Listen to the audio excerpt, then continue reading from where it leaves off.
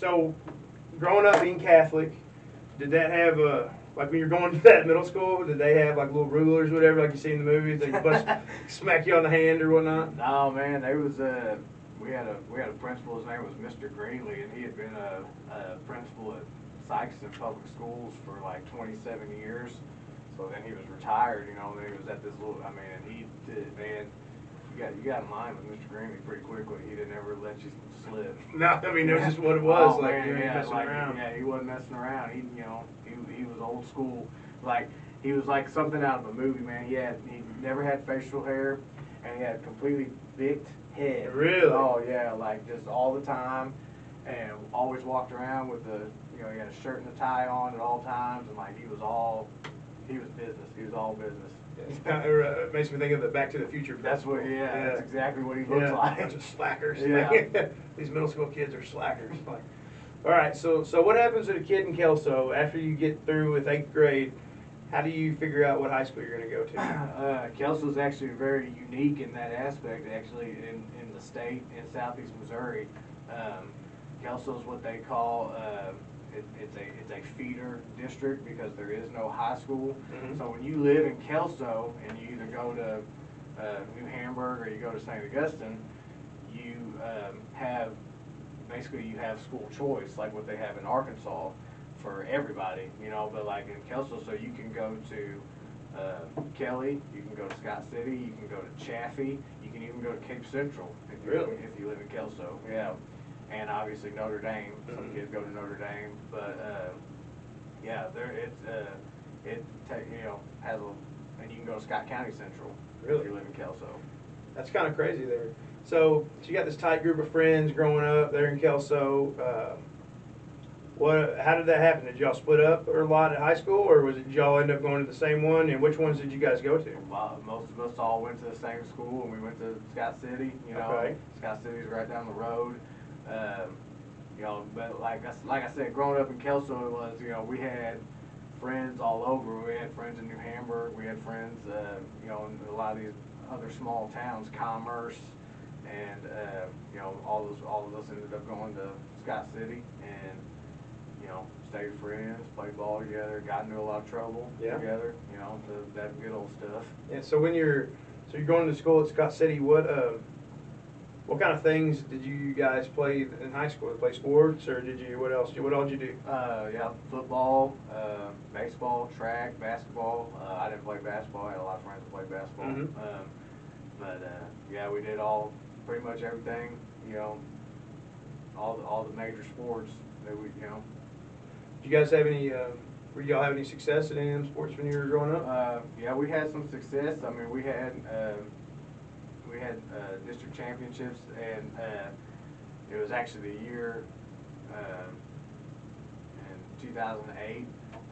Baseball won the state, and but we had some success. We had conference championships. We had winning seasons. A lot of good times. That's good.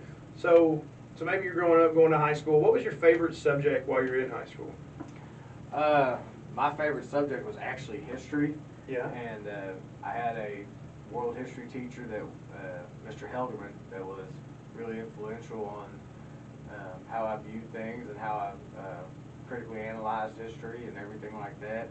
So that was definitely my favorite, as far as, if you eliminate weightlifting and PE, that's going to be everybody's favorite. Yeah. But I was definitely a history, but still am a history buff. I have a lot of my grandpa's old World War II stuff still. Mm-hmm.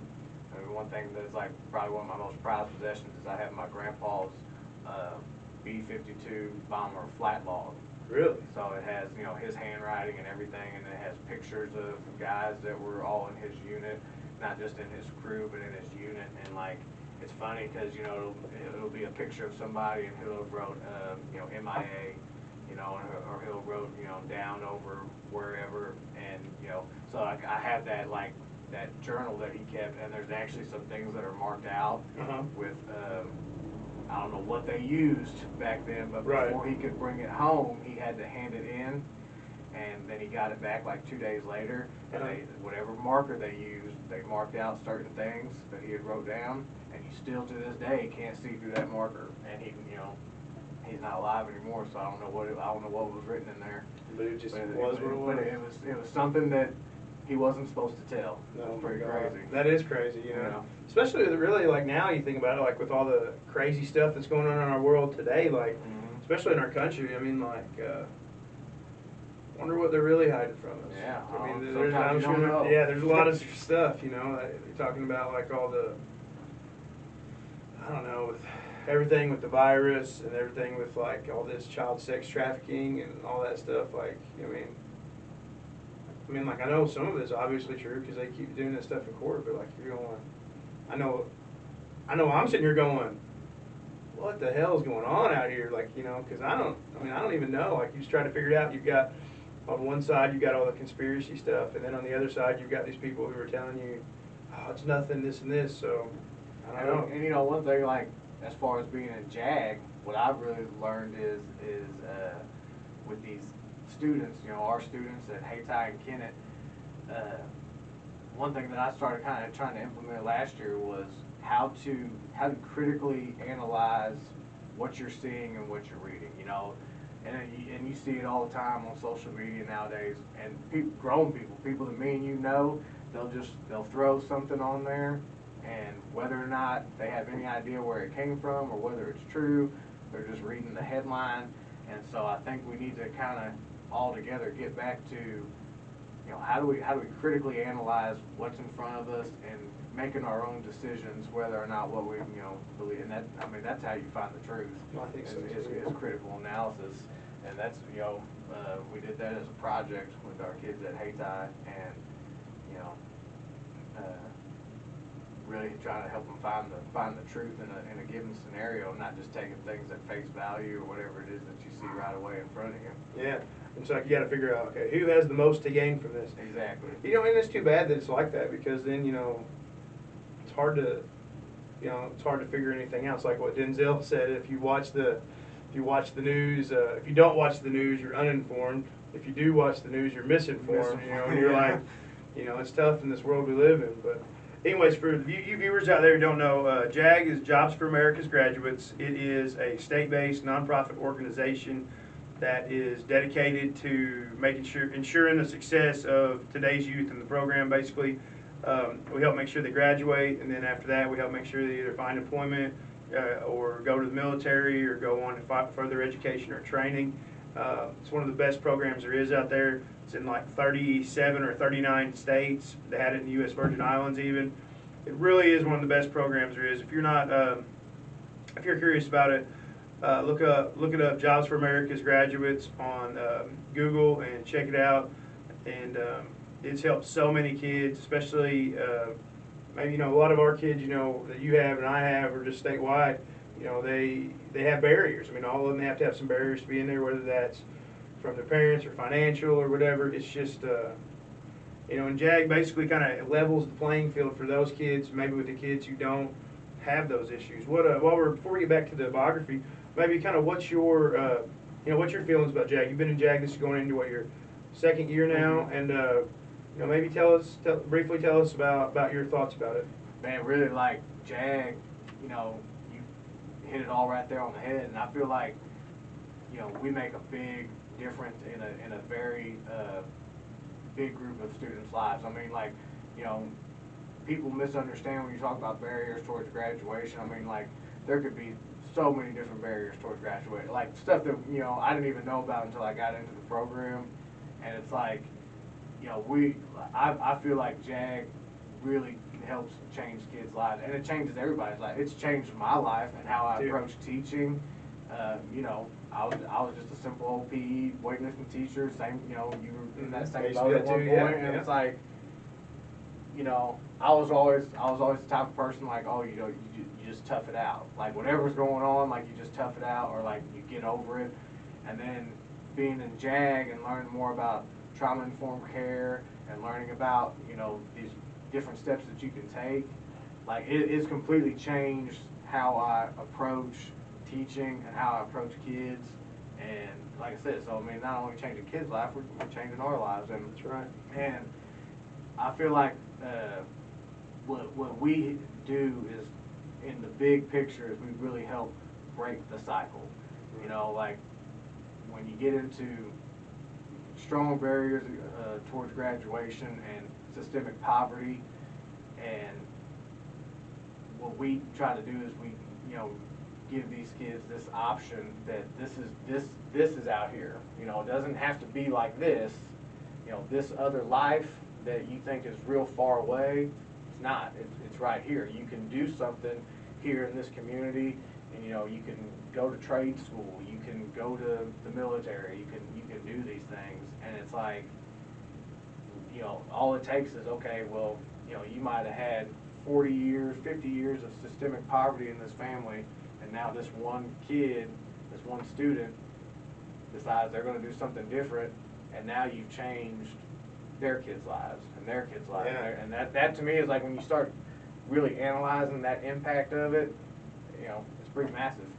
Yeah, and like you never know, like you were saying, you never really know how far it goes. Like that's what I was thinking. I was talking to some kids, you know, or even adults. Like you don't know how far your influence goes. People, you know, either way. Like you know, let's say you're a bully or something. You know, you don't really know. Like out there being negative, being mean to people, tearing people down. You don't know how far that'll go. Mm-hmm. Like, but you know, in reverse too. I mean, like if you could just help one or two people get up on their feet and be like, oh, wait a minute, I don't have to do these things. Yeah. You know, that could go deep, man. Those kids, and like for me, I love other teachers. I think they do an amazing job, like teaching regular stuff. But for me, it would be difficult to go back to teaching in a regular classroom, just because it would be so different from what we're doing now. Mm-hmm. And you know, and the part I like about it is there's enough finances and there's enough other things that you can do and resources that you can connect with, that once you get these kids to think, oh, maybe I can do it, and then they go try, if they're willing to try, JAG will help find a way to help them get there. I mean, like we can connect with other people. You can connect with some of the SNAP services and different services out there in the community, TANF, WIOA, I mean, like the job centers, and there's so many different ways for people to get money. Like these people that are on food stamps, like they could go up to a year of college for free, for everything for free, everything. Talking like, oh, hey, I don't have gas to get here. Oh, I don't have a car. They're going to get you there for free as long as it's a year or less training and you're doing what you're supposed to. Yeah. So if people want to do it, man, it's there. Well, and you know, I've heard you say it before, like when I first started doing it, it was like, the JAG is going to give you all the materials. You know, they're going to give you everything you need to be successful, and it's pretty much up to you. Is like, how far do you want to take it? Like as a teacher, specialist, whatever you want to call it, and as a student, like, you know, we're giving you these tools. You know, in other classes, it's more like you've got to search for tools. You've got to find ways to be successful. JAG says here, this is it. This is the blueprint to success. It's your choice. You know, however you want to deliver that blueprint. And if your kids want to take that blueprint, you know, and that's right. You know, we had like a Hayti JAG. We had 8 seniors that all graduated last year, and you know, 6 of them went on to state trade school. We got one at Nashville Auto Diesel College, actually. Nice. That's a big one, and the other 2 are working full time. So I mean, you know, it's definitely a process. Yeah, that's cool that kind of gets the results. That's good. Let's get back to you more. I want to talk more about you. We got a lot of cool stuff to go through. I just kind of got off a little tangent there, but that's all right. So you growing up, favorite subject, talk about that. All right, so let's talk about the music you were listening to when you were in high school. What was some of the stuff maybe in your iPod or whatever back in the day? Oh man. Well, you know, at the start of high school, it was burned CDs. That's what it was. Oh yeah. I didn't have an iPod maybe until college. Yeah. You know how that is. Yeah. It was burned CDs, and you know, sometimes you had to get those you only had a tape deck still, so you had to get like that adapter thing that was the tape and like had played through a CD player. It was weird. Yeah. But man, I was throwing it back to just like I am now, man. I was all about Johnny Cash, Waylon Jennings, Merle Haggard. I mean, I still listen to all them guys to this day. I throw in rock and everything once in a while, but man, you can't hardly beat the legends. Yeah, the legends are good, man. You know, Yeah, I like listening to them and rap and some rock. Kind of, really, to be honest with you, it kind of depends on what I'm doing. Yeah, You know? it's all over the map, man. Like it's like anything else. If you only you know specifically align yourself with one certain genre, man, you're missing out on some good stuff. That's right. There's artists out there everywhere. That's right. All right. So you're in high school. You play sports. You had a great time in high school. Big Scott City Ram fan. So then what happened? So you graduate, and then so then what'd you do?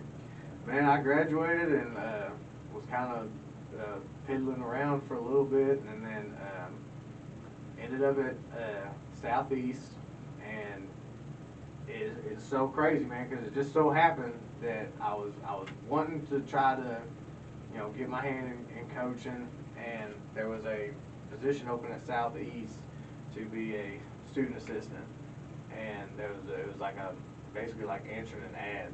Really? Yeah, and there was a guy by the name of Chris Norris. Related to Chuck? Nope. We always called him Chuck. But yeah, Chris Norris, man, and he is actually at the University of Oregon now. So I mean, The Ducks? Yeah. Really? Yeah, he's kind of moved up, and well, he's on the analysis. He's one of the analysts for them, and kind of moved up in the world a little bit. But he was at Southeast, and he was the special teams coordinator, and he was the one that you were supposed to contact for this ad, so I contacted him, and like from then on out, man, like my course was set. Like that like changed everything that I was doing. I was, like I said, I was kind of piddling around, didn't really take a whole lot of stuff seriously.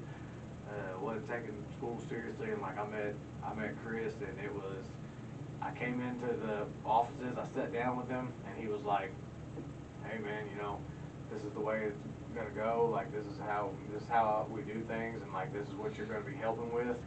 And bam, that was like I was in it then, and I was in kind of like that college coaching environment, and really seeing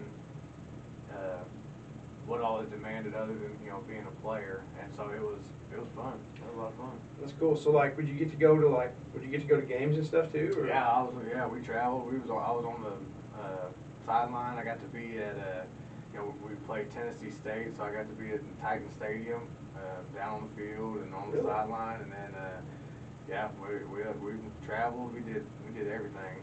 All team meals, all that kind of stuff. That's cool. So you were just there, man. You were I was a part of it, and I was helping do video, and I was an analyst. This was back like when Huddle. We were one of the SEMO was one of the first schools to get Huddle. It was like maybe 5 other colleges that had it at that point. That was in 2009.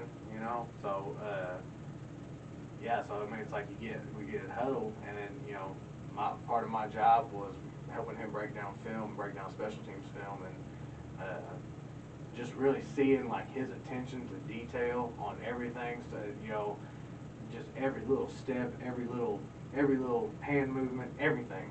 And he was kind of my mentor in that way early on, as far as the devil's in the details, and really hammering out film and learning really how to watch. As coaches, man, like there's a lot of outstanding players out there that really don't even know how to watch film.